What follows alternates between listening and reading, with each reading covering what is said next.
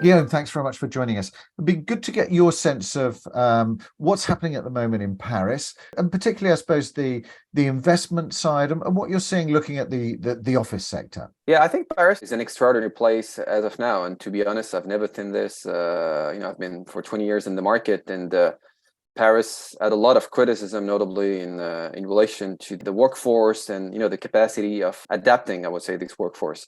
But as of now, what we see, and I think also, we don't have to be so. We have to be humble in relation to that in France. But I think Brexit helped us a lot, and same I would say for Amsterdam and Frankfurt.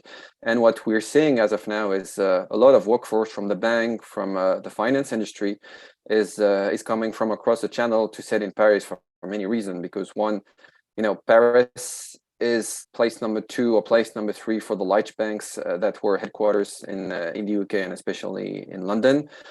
And also, most of I would say, of the workforce is pleased to be in Paris rather than other cities in Germany or potentially in the Netherlands for, I would say, more living reasons and bringing their family there. And what we're seeing is really interesting because, as you were saying, the core location, obviously, everywhere in Europe are getting all the attraction for the office sector, especially for leasing and for the end users.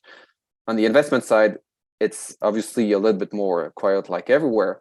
But what we've seen as of now, notably due to Brexit, and that a lot of also managers and senior people in the banks are French or have close ties with Paris. We're seeing that mostly the American banks are drafting hundreds of people from London to Paris.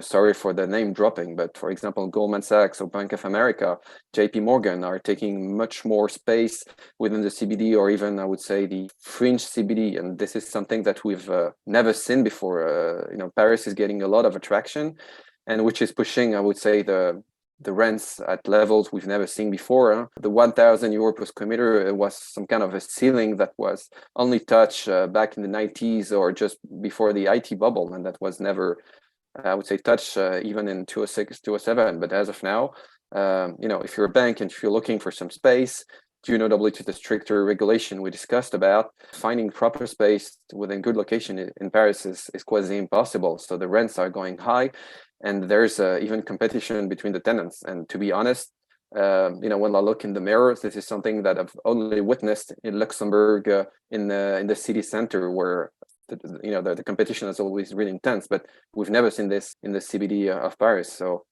yeah, it's it's a good moment when if you're a landlord trying to lease some space in the CBD of Paris. So not sure how long this will last. Not sure what will be also the pricing in relation to this when I would say the core real estate buyers are going to come back on the market. It will be interesting to see how I would say all this value created by the leasing tension is going to be appreciated from I would say overall real estate value when those assets are to be traded in the next quarters by core players. And what about that? I mean, you mentioned there obviously the high demand, particularly for the sort of really top space in terms of ESG criteria. What about some of the older office stock, Guillaume? Is it practical to reposition that? What's the solution there?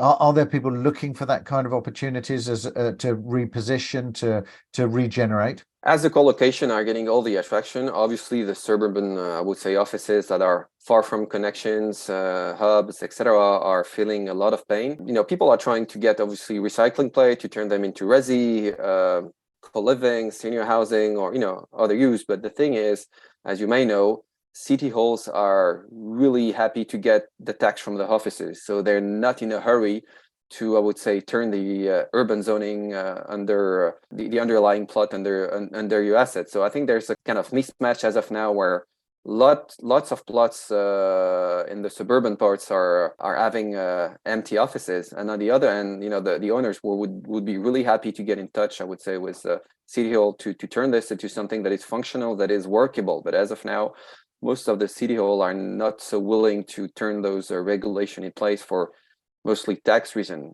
And I think that over the years, or hopefully over the quarters, the people at the City Hall would be kind of not blind enough to help, I would say, those owners to do something with this, because at the end of the day, it will be some ghost areas within town, which brings insecurity, which brings poverty, and at the end of the day, which is not a good thing for the city. So I think it will take time. It will take discussion between owners and City Hall and the regulators within City Hall.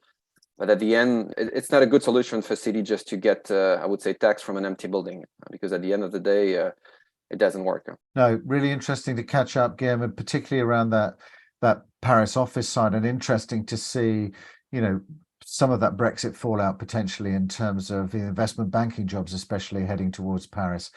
Thanks very much for joining us. Thank you very much.